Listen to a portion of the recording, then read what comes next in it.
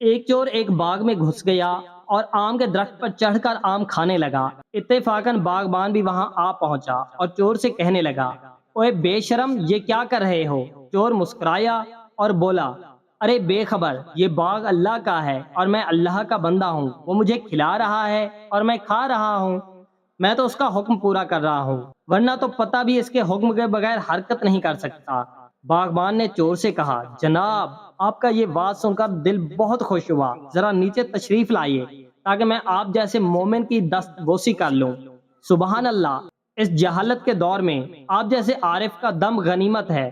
مجھے تو مدت کے بعد توحید و معرفت کا یہ نقطہ ملا ہے، جو کرتا ہے خدا ہی کرتا ہے اور بندے کا کچھ بھی اختیار نہیں۔ قبلہ ذرا نیچے تشریف لائیے۔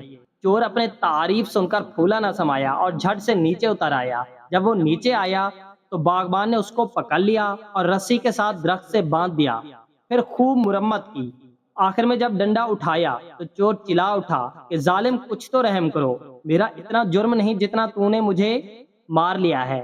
باغبان نے ہنس کر اس سے کہا، جناب، ابھی تو آپ نے فرمایا تھا کہ جو کرتا ہے اللہ کرتا ہے، اللہ کے حکم کے بغیر کوئی کچھ کر ہی نہیں سکتا۔ اگر پھل کھانے والا اللہ کا بندہ تھا تو مارنے والا بھی تو اللہ کا بندہ ہے اور اللہ کے حکم سے ہی مار رہا ہے، کیونکہ اس کے حکم کے بغیر تو پتا بھی نہیں ہلتا۔ چور نے ہاتھ جوڑ کر کہنے لگا، خدارا مجھے چھوڑ دیں، اصل مسئلہ میری سمجھ میں آ گیا ہے کہ بندے کا بھی کچھ اختیار ہے۔ باغبان نے کہا، اور اسی اختیار کی وجہ سے اچھے یا برے کام کا ذمہ دار بھی وہ شخص ہے۔